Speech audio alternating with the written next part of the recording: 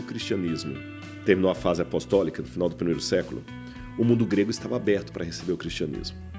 Mas o mundo grego era voltado para o mito. E a história de Jesus não era mitológica. Era uma história real. Era uma história real. E a história real tende a ser sem graça.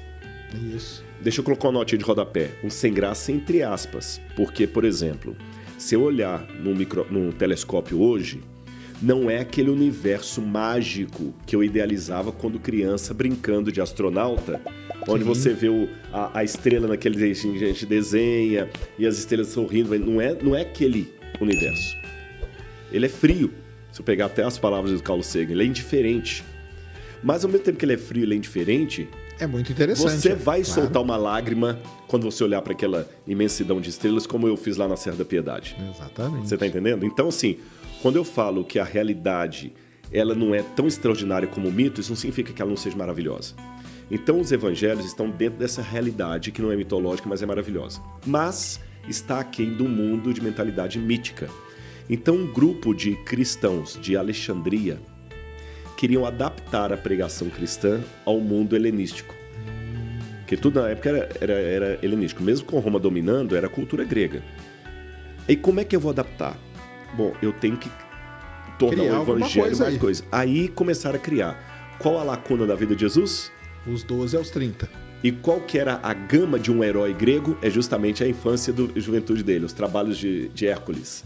Hércules matando... Cara, então aí, foi assim, caiu como uma luva para os caras. Caiu como uma luva, os caras começaram a produzir textos tardios, como o Evangelho de Maria. Para essa fase de Jesus. Exatamente. Caramba, aí que surgiram os chamados evangelhos apócrifos. Sim. Onde Jesus, por exemplo, uma das histórias que Jesus uma vez estava brincando com os passarinhos, o pai dele chamou a atenção, ele bateu passarinho de barro. Ele bateu palmas, os passarinhos de barro saíram voando. Aí tinha uns meninos que queriam bater em Jesus e falaram com ele assim, olha, adivinha o que tem dentro daquele lugar lá. Entendi. Se você adivinhar, a gente te libera. Se você não adivinhar, a gente vai te bater. Lá dentro tinha um monte de menino pronto para bater em Jesus. Jesus foi lá dentro um monte de porco. Quando eles abriram a porta, saíram um monte de porco. Jesus transformou os coleguinhas em porcos. Quando os pais do menino foram reclamar com José Maria, Jesus levantou a mão e matou os dois. Então essas coisas todas estão nos evangelhos apócrifos, que o pessoal fala que Constantino censurou. Tá vendo agora? Aí nisso surgiu um movimento que não deve ser confundido com o agnosticismo que eu falei, chamado gnosticismo, sem A. O gnosticismo diz o seguinte, tem um conhecimento secreto que te liberta.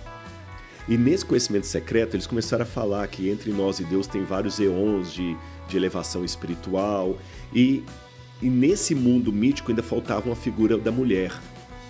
Aí eles falavam que tinha o Deus Pai, Deus a Mãe e Deus Filho Jesus. E a deusa mãe foi encarnada em Maria Madalena. Aí começou todo aquele mito de Maria. Provavelmente por causa disso. Aí você não corrige um erro, um extremo com outro extremo. O Papa, acho que foi o Inocêncio VIII, se eu não me engano, não vou lembrar qual dos papas que foi. Ele pegou e fez uma homilia, onde ele falou que Maria Madalena era prostituta. Ah, então é daí que surge essa história. Aí surgiu, século VI. Aí surgiu, Maria Madalena prostituta, ficou até hoje, igual os índios do Brasil, que hoje são índios, não tem nada a ver com a Índia. Entendi. Mas assim, arqueologicamente não tem nada desse período da vida de Jesus, de 12 a 30? Nada. Porque a certeza eu vou falar o quê? Eu tenho muito, né? Só para também não ficar no ar, se ele não respondeu, eu vou dar só uma pincelada. Lembrando que, se eu te perguntar assim, resuma-me física quântica em 30 segundos, não dá, né? Você fala assim, olha, eu vou te dar uma pincelada, então vou dar uma pincelada. O pessoal interpreta o Todo-Poderoso de uma maneira também artificial. Pantocrator, em grego, né? O Tsevaot. Não é Tsevaot, não. Vou lembrar em hebraico como é que se chama. O que acontece se Todo-Poderoso? Todo-Poderoso não significa que Deus pode fazer tudo indistintamente. Porque senão ele não seria coerente. Se Deus criasse a terceira margem do rio ou a quadratura do círculo, Deus não seria todo-poderoso, ele seria ilógico. Sim. Então Deus pode fazer tudo de acordo com o caráter dele. E justamente por ser todo-poderoso, tem muitas coisas que Deus não pode fazer. Deus não pode mentir, Deus não pode se arrepender, Deus não pode enganar, Deus não pode criar outro igual a ele mesmo. Tem um monte de coisa que ele não pode fazer por ser quem ele é, todo-poderoso, tá certo? E Deus não duela com o seu caráter. Ele é todo-poderoso e ele é todo amor. Mas para criar seres literalmente livres, ele tinha que assumir o risco do mal se tornar como potência e depois ato. Estou falando agora de metafísica. Tá certo?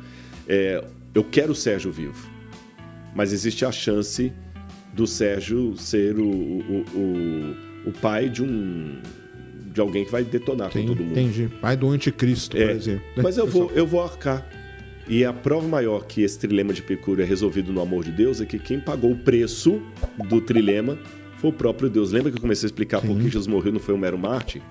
Ele pagou o preço do mal que deixou de ser ato e deixou de ser potência e se tornou ato.